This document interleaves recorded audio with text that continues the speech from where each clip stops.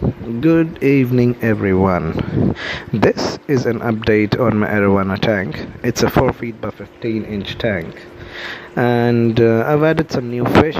Just added small driftwood in the background.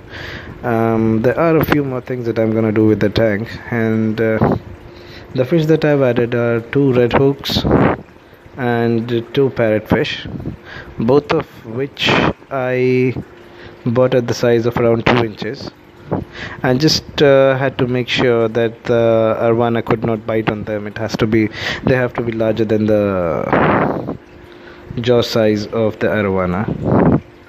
And initially the arowana was quite aggressive, but then now it's doing well. I think they're all going along pretty well. The filter that I'm using is a Boyu 3880 top filter along with an oxygen pump. So enjoy.